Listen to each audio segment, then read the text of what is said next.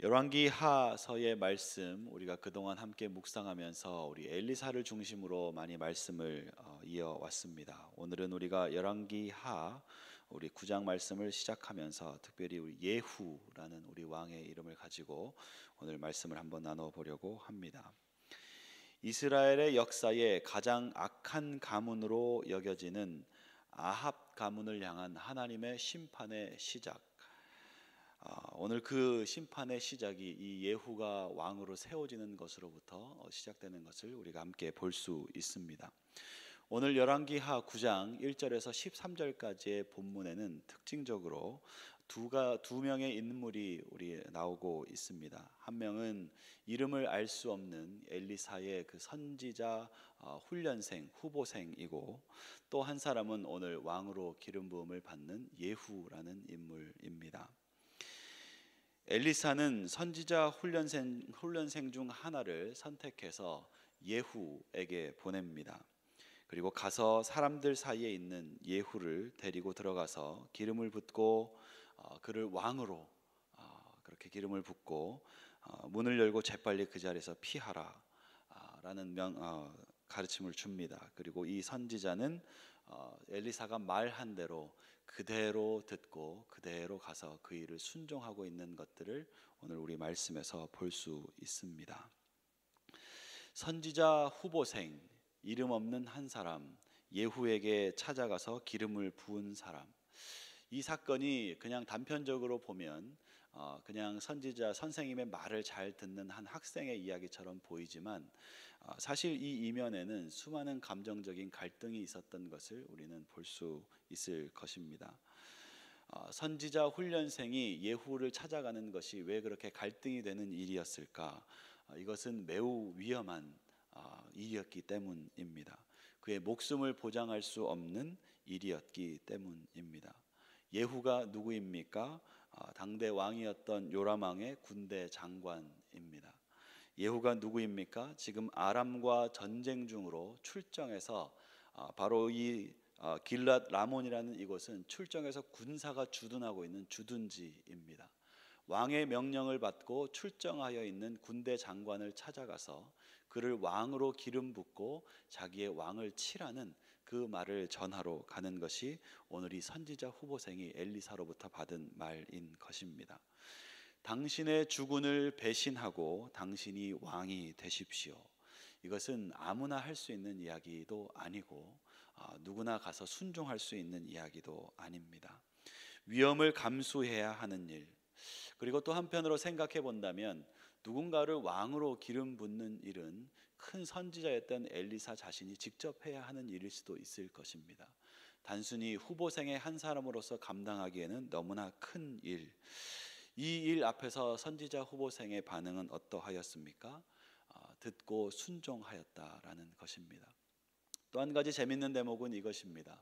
그가 이 일을 하고 나서 선지자 후보생으로서 어떤 또 다른 단계, 또 다른 어떤 성장을 약속받은 것이 아니지요. 왕으로 기름 부음 받고 그가 해야 되는 것은 문을 열고 도망가는 것이었습니다. 어떤 명예도 어떤 명성도 보장되지 않은 것.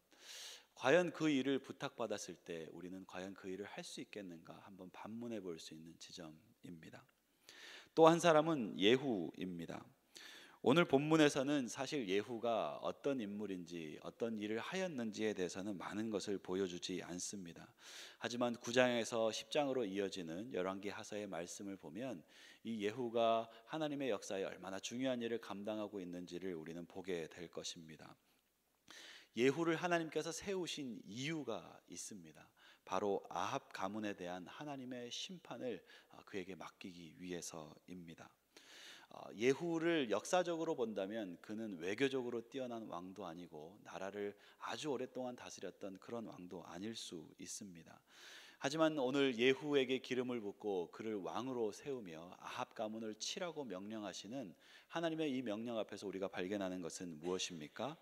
하나님께 필요한 바로 그 리더, 그 왕이라는 사람은 그의 능력이 아니라 외교술이 아니라 그 나라를 번성하고 강대국으로 만드는 왕이 아니라 하나님의 나라를 거룩한 나라로 주님의 나라로 유지할 수 있는 그 왕을 하나님께서 찾으신다라는 것입니다. 그래서 하나님께서는 예후를 부르셨고 예후에게 기름을 부으셨고 그를 왕으로 삼으셨고 그만이 할 수 있는 과업을 예후에게 주고 있는 것입니다. 기름 부음 받은 왕 예후가 나중에 이야기들을 보면 요람 왕을 찾아갑니다. 요람 왕이 예후에게 묻습니다. 너는 평안하냐? 그때 이 예후가 요람 왕에게 하는 이야기가 이것입니다. 이세벨의 음행이 이 땅에 가득한데 어떻게 내가 평안할 수 있겠는가? 예후라는 사람의 어떤 면모를 볼 수 있는 것이죠.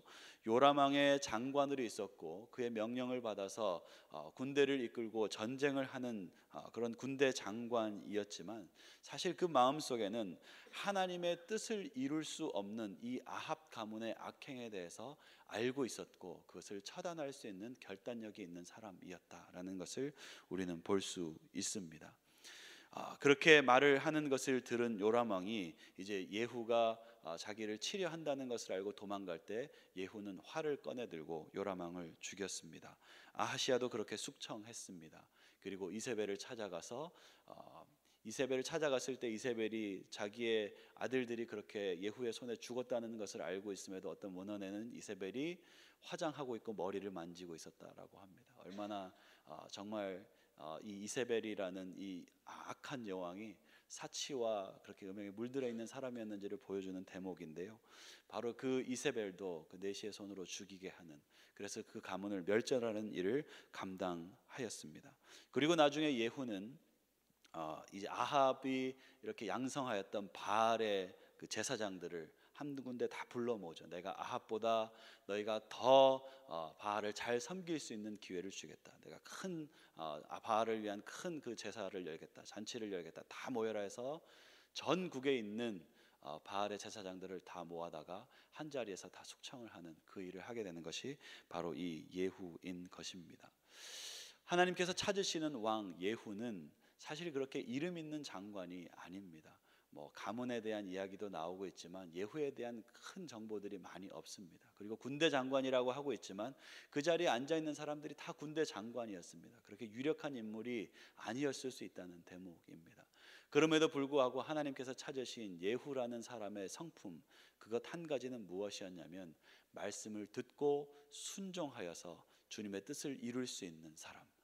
이스라엘 가운데 그 나라를 강성한 강대국으로 만드는 것이 아니라 하나님의 거룩한 나라를 회복할 수 있는 한 사람, 그가 예후였다는 것을 우리는 볼 수 있는 것입니다. 오늘 본문에 나오는 이 두 사람, 선지자 후보생과 예후, 이 두 사람이 가지고 있는 공통점이 무엇입니까? 듣고 순종하였다라는 것입니다.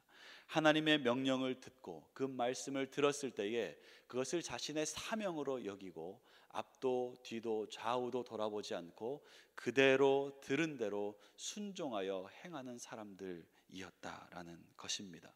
두려움이 있었을 것입니다. 갈등이 있었을 것입니다. 생각이 깊었다면 그것이 자신에게 어떤 의미로 다가오는지 알 수 있었을 것입니다. 혹 만에 하나 무엇이 잘못되면 어떤 일이 자기 인생에 일어날지도 생각했을 것입니다.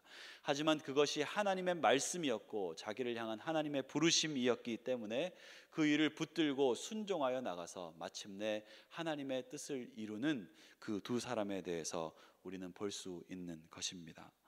오늘 이 아침에 이곳에 함께 모여서 하나님 앞에 기도하기 위해 나오신 우리 모든 성도님들께 이 두 분을 소개하며 묻고 싶습니다.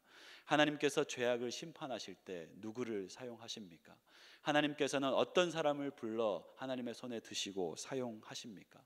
그는 지위가 높은 사람도 아닙니다. 그는 능력이 많은 사람도 아니고 그는 이름이 난 사람도 아닙니다. 혹 그는 이 땅 위에 번성한 어떤 나라와 제국을 만들 수 있는 훌륭한 리더십이 있는 사람이 아닐 수도 있습니다. 하지만 하나님께서 사용하시는 사람은 이런 성품을 가지고 있습니다. 들은 대로 순종하는 사람입니다. 말씀 앞에 온전히 서는 사람입니다. 듣고 말씀한 것을 그대로 듣고 청종하여서 하나님 말씀하신 그대로 실천에 옮길 수 있는 그 사람을 하나님께서는 오늘도 찾고 계시는 줄 믿습니다. 이러한 사람, 이러한 태도만이 죄의 가문을 끊고 죄의 역사를 끊고 하나님의 거룩한 나라의 역사를 이을 수 있는 사람으로 선택받는 것입니다. 귀한 우리 성도님들 주님의 이름으로 축복합니다. 여러분 가운데 악의 대물림을 끊기 위하여 말씀을 듣고 그대로 청종할 수 있는 귀한 은혜가 이 아침에 여러분 가운데 있게 되기를 간절히 기도합니다. 아멘. 또한 이것입니다. 말씀을 우리가 바라보아야 한다라는 것입니다. 오늘 이 두 사람이 말씀을 듣고 들은 대로 행하였을 때 그 결과가 무엇이었습니까? 하나님의 역사가 이루어졌습니다. 하나님의 역사는 무엇이었습니까? 그 땅 가운데 악을 대물림하며 사람들을 죄악의 길로, 우상 숭배의 길로, 파멸의 길로 이끌고 있는 아합의 가문을 멸절시키는 것이었습니다. 악함을 이길 수 있는 힘이 무엇입니까? 오직 말씀밖에 없는 줄 믿습니다. 말씀을 듣고 순종하는 자만이 악을 끊어낼 수 있는 것입니다. 아합과 이세벨, 이 두 사람의 만남은 정말 이스라엘의 역사 가운데 큰 죄악을 만들어내었습니다. 그 아들 요람과 아하시야, 정말 그 가문의 대를 이어서 하나님을 순종하지 않고 우상 숭배로 그 땅을 물들이며 그 땅을 음행하는 땅으로 만들었던 왕들입니다. 그들을 향해서 하나님께서는 바로 이 예후를 세우시고 예후를 보내시는 것입니다. 사랑하는 성도 여러분, 예후가 기름 부어 왕으로 세워졌다라는 이 사건이 오늘 우리에게 하나님의 경고의 메시지로 들려줄 수 있게 되기를 바랍니다. 하나님의 말씀 앞에 우리가 어떻게 자유할 수 있겠습니까?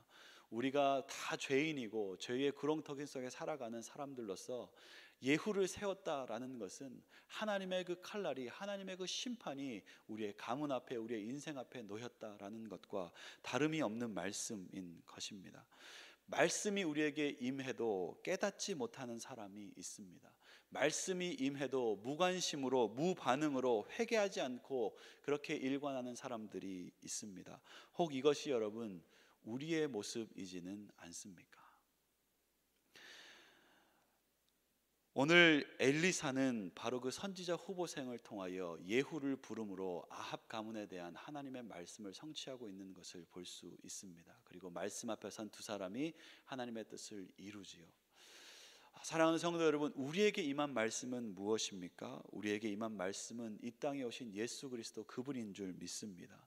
예수 그리스도 그분이 말씀의 그 자체이고 예수님이 오신 것이 바로 우리의 인생을 향한 하나님의 메시지인 것입니다. 예수님이 오셔서 우리를 위하여 죄를 대속하셨습니다. 예수님이 오셔서 악함을 물리치고 우리의 모든 과거의 죄악들을 다 그 십자가의 앞에 못 박게 하시고 우리에게 거룩한 사명과 부르심을 주셔서 그리스도인이 되게 하셨습니다. 이제 우리는 거룩한 가문이요 하나님의 뜻을 이루는 사람들인 것입니다. 그런데 여러분, 우리의 삶을 한번 돌아보시기 바랍니다. 우리가 예수님 앞에, 그 말씀 앞에 온전한 삶을 살아가고 있습니까? 완전한 선지자로 나를 찾아오셔서 우리를 향한 부르심을 말씀하시는 그 주님의 말씀 앞에 그 십자가의 피로 우리를 씻어 왕의 자녀가 되게 하시고 기름 부어 우리가 거룩한 백성 되었다고 말씀하시는 그 주님 앞에 우리는 그 음성을 듣고 이 하루를 살아가고 있으십니까? 오늘 예후가 기름 부음을 받고 아합 가문에 대한 심판이 시작되는데 사실 이 아합이라는 이 악한 사람도 마음에 일말의 양심이 있었던 것 같습니다. 예전에 그 이야기를 기억하십니까? 나봇의 아름다운 포도원을 보았던 바로 그 아합 왕의 이야기. 나봇의 아름다운 포도원을 보고 그 포도원이 너무 아름다워서 그것을 나봇에게 사기 원했습니다. 이 아합 왕이. 그런데 나봇이 이것이 우리 가문의 유산이기 때문에 당신에게 팔 수 없다라고 이야기하자 이 악한 왕이 단번에 가서 그냥 군대를 보내서 그 포도원을 빼앗아 버린 것이 아니라 궁으로 돌아가서 마음에 이렇게 근심하며 끙끙 앓는 장면이 성경에 등장합니다.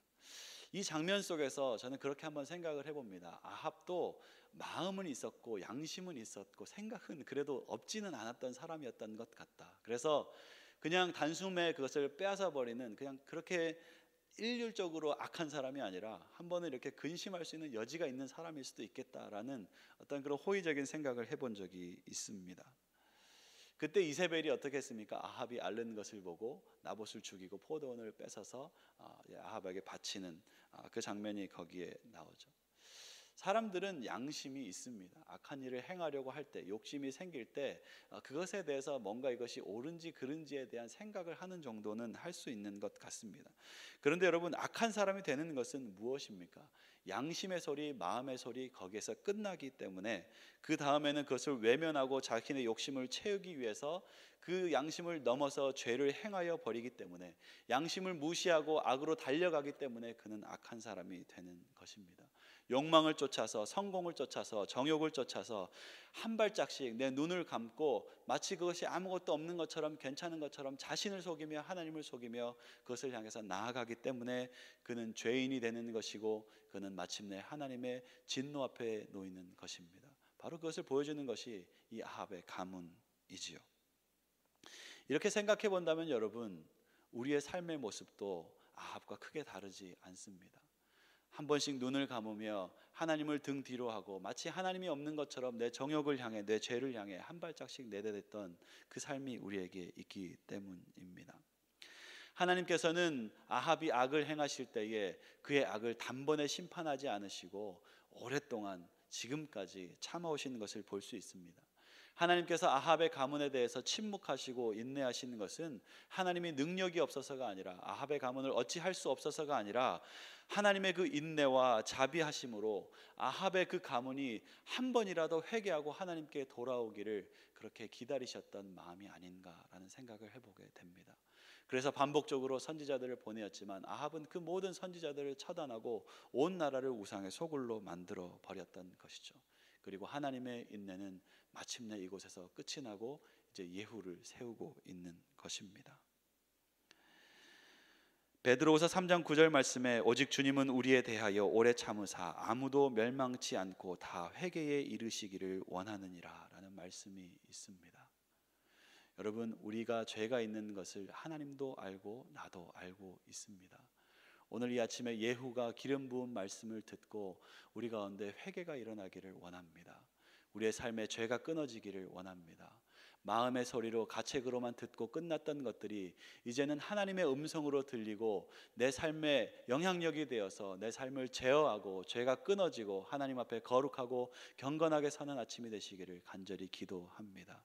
그것이 복음이 우리에게 가지고 있는 능력입니다. 우리 모두가 다 죄인이 되었지만 주님께서 그 십자가의 보혈로 우리를 구원하셨고 새 사람 만들어 주셨습니다. 이제 그 십자가가 우리 눈앞에 선명하게 세워져 있고 그 말씀이 오늘 우리에게 주어져 있습니다. 우리가 해야 될 것은 그냥 마음에 듣고 그런 말씀이 있었지 깨닫고 예수님의 죽음이 그런 것이었지 생각하고 돌아가는 것이 아니라 이 말씀을 내 삶의 능력으로 붙들고 내 삶의 죄를 끊어내고 이제 하나님 앞에 돌이켜서 멸망으로 나아가지 않고 사명으로 축복의 길로 나아가는 것이 이 아침에 우리에게 필요한 결단입니다. 우리는 말씀 앞에 서야 합니다. 예수님 앞에 서야 합니다. 회개하여야 합니다. 들었지만 순종하지 못했던 우리의 모습, 아합과 같은 모습을 벗어버리고 듣고 들은 그대로 행하여서 하나님의 뜻을 이루는 오늘 이 선지자의 훈련생과 바로 이 예후와 같은 삶을 우리에게 시작되어야 하는 줄 믿습니다. 하나님께서 원하시는 것은 우리의 삶이 강성하고 그렇게 번창하게 되는 것이 아니라 우리의 삶이, 우리의 가정이 거룩한 하나님의 나라, 거룩한 도성이 되어 주님의 뜻을 이루는 것인 줄 믿습니다.